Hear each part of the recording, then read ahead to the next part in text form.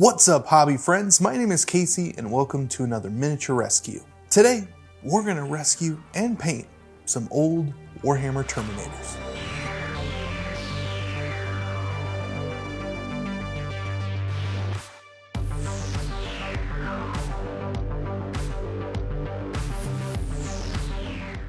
Terminators have always been really cool models, some of the more iconic miniatures in Warhammer, and they are also something that I've actually never painted before. It's kind of weird. I've owned them and I've seen them on the table, but I've never actually picked one up and put paint on it. Well, by now everyone is knee-deep in the newest Warhammer release and Terminators are back. I'm back.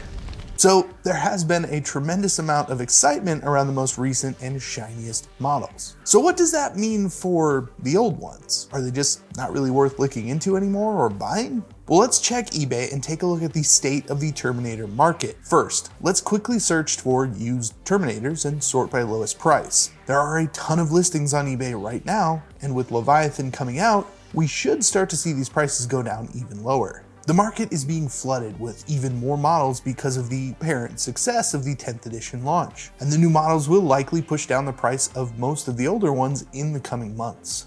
What I'm noticing is that a majority of 5-man squads are going from anywhere between 30 and 40 bucks, which feels pretty high considering the newer models. That puts the price per model around $7 on average. That's not too bad when you compare it to others, but if we take a look at the listings for the new ones, things start to change a little bit. Leviathan Terminators average 10 bucks a model right now, so realistically, most people looking to buy some will just opt for these. And when the multi-part kit comes out and gets parted out on the used market, these prices will eventually even out and stabilize. My guess is somewhere around the $9 to $10 mark for quite a while. When you compare all these prices back to the GW store, you can see that even these prices are still pretty high for what you're getting in most cases. So regardless of which ones you end up with, getting them used is a pretty great way to go.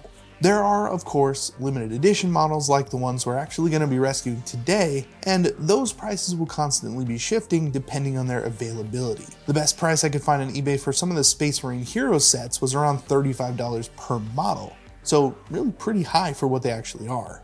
Now the question was, are the old Terminators still worth buying? Well, no. Actually, Leviathan Terminators are actually just a good way to go if you're in need of them. Otherwise, give it a few more months and we should start to see those prices go down on some of the older models. Once that happens, then they'll probably be worth picking up and converting to make them work with the latest edition of Warhammer. There's still a considerable size difference from the old ones. Interestingly, and maybe this is why the prices are so high, aside from being limited minis, the Space Marine Hero Terminators are really close in size to the new ones, partially because they stand taller on sculpted bases, but they do look more proportional as well. These particular fine Terminators were sent to me quite a long time ago actually by a subscriber, and now that Terminators are making a kind of a comeback, I thought it would be the perfect time to get them out of storage and put some paint on them. The condition isn't the worst I've seen out there. There are some broken arms where the push-fit pin snapped off, and there is paint on a few of these models. So into the sonic cleaner with them to get that paint off, and then we can fix them up with a little bit of glue.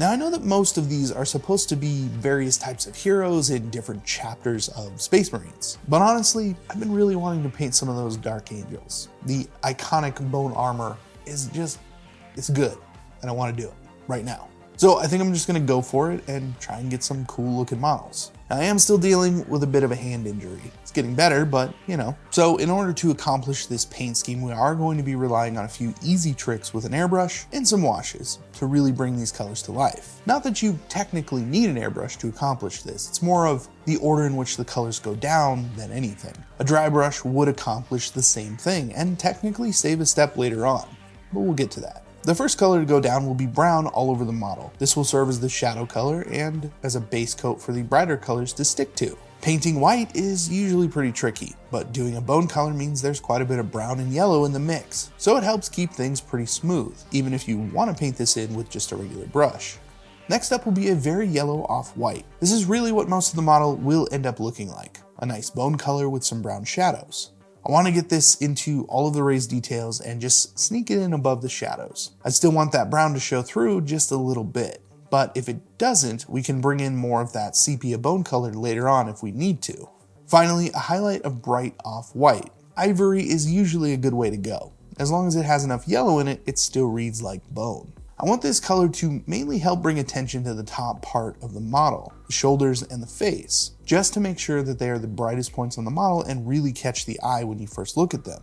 Whether you use an airbrush or dry brush, these should look pretty good using a 3-color workup like this. This model already has a nice bone color going on, but I want to push that further and get the armor lined with a sepia wash. Before mixing up a wash, I coat the model with gloss varnish. That will lock in the layers and lower that surface tension so the wash can do what it does best. Mixing some burnt umber with a little bit of yellow gives us a nice sepia tone. I like to keep it thin at first because I don't want to overdo the wash, and if I need to make the lines darker, then all it takes is an extra coat when this one dries.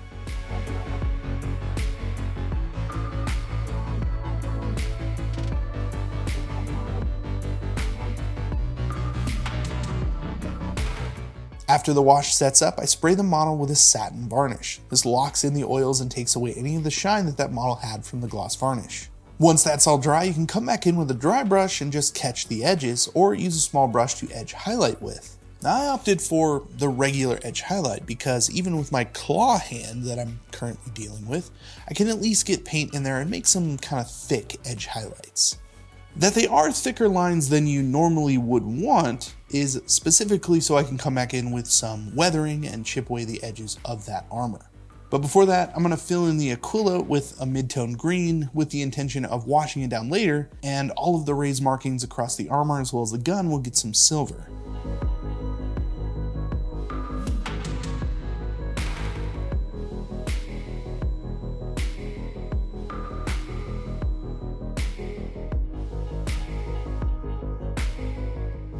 Since these are being painted as Dark Angel's Deathwing models, that gun casing is gonna need to be red. So I carefully paint the case in with a nice deep red. I said I wasn't too worried about those edge highlights coming out a little thick, and the reason is that I want to chip up the armor with some black paint. Just a little thinner than the thick edge highlight, and the black looks like battle damage. It stands out nicely on these models, giving them more character than before. Of course, this is completely optional. I also like to sponge on a little bit of this color randomly across the model, so it kind of makes the chipping look more intentional overall. Using a sponge is a great way to get that chip look without too much effort too, so that's a huge bonus right now.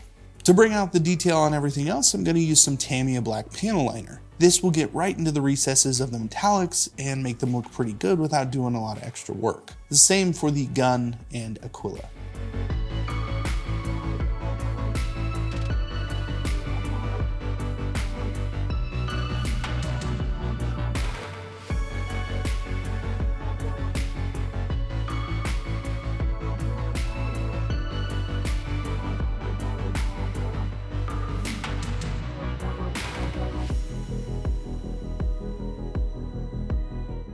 Once dry, I want to bring back a little more color to the gun casing by bringing in some brighter red. Thinning the paint down into a glaze and pushing that pigment towards the front will give the casing a little bit of a gradient and make that red really stand out.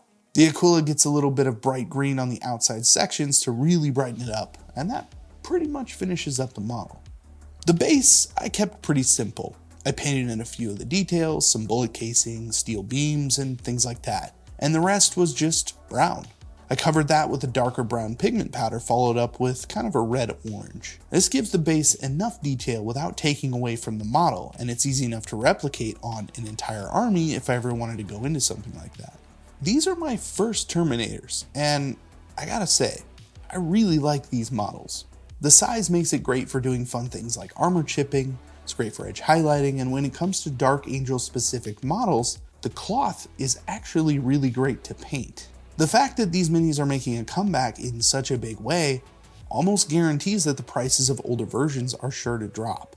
From everything we've seen with the newest box sets, there will be a massive amount of new Terminators hitting the market, and not at entirely unreasonable prices either. And I for one am extremely excited by this because it means I'm going to likely be picking up a lot more of these models in the near future. This was a satisfying rescue for me, and I can't wait to find more busted up Terminators, hopefully at some really good prices too. Until then, thank you for joining me on another miniature rescue. If you like something about this video, please consider liking, sharing, and subscribing, as it really helps out the channel. Once again, I'm Casey, and I will see you in the next video.